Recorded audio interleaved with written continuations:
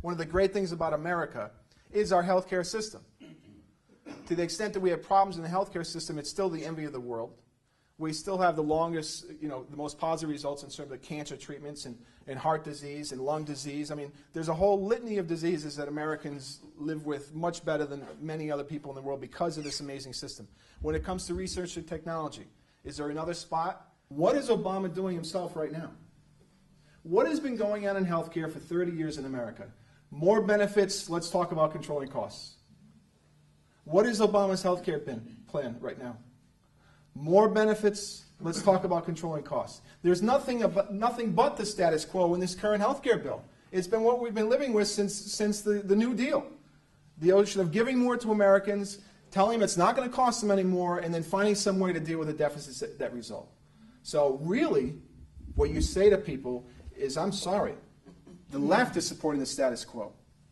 We want to break away from that. We want to get free enterprise back in there. We want to free up insurance companies. Right? We want personal responsibility, delayed gratification. We want prevention measures that make sense, taught to everyone, available to everyone. Right? My health is my health. If I choose to eat badly and I'm going to suffer from it in the future, I'm going to have to bear that responsibility. On the tax credit side, here's my problem with that. We have a tax code that's a mess. It is a mess. I am reluctant to do anything first, as a first effort, that further complicates the tax code. I know the tax credit debate. I know the argument. It makes sense. I would like to try it some other way because, quite frankly, the next thing on my agenda is to get rid of this unbelievable tax code.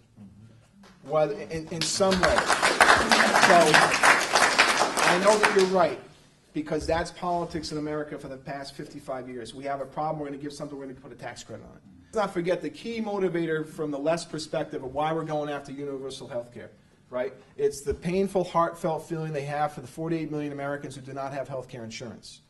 Now, for those of us who are those people, who are our relatives, our friends, it's terrible. I lived that same life for many years.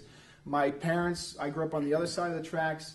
When my father died as young, we were unaided to family with dependent children. Every one of us had turned 18, the money dropped another notch.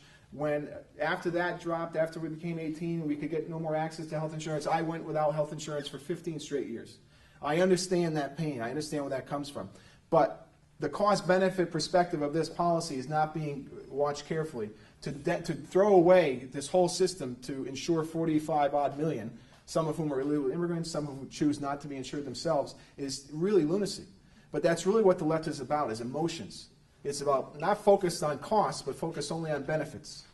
When you talk about health care, when you talk about the environment, if you try to do it without talking about immigration, you're doing your argument a disservice and you can be easily knocked down. Because immigration has real impacts on all these areas, and it certainly has an impact in health care. Knowing what is right is really easy.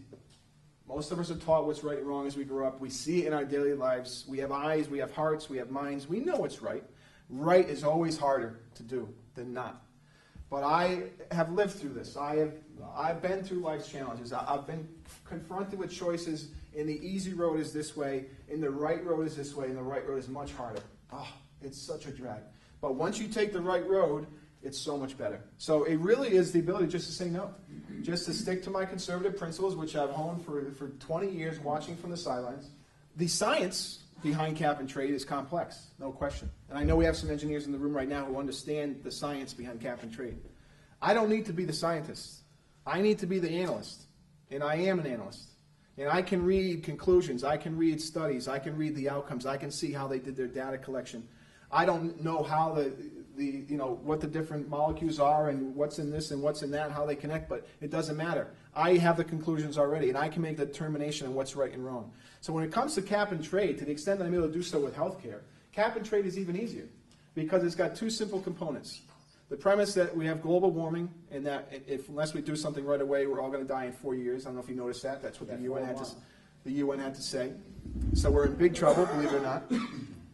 And the trade side is something that comes right out of my background, which is financial markets, speculative trading, and financial assets.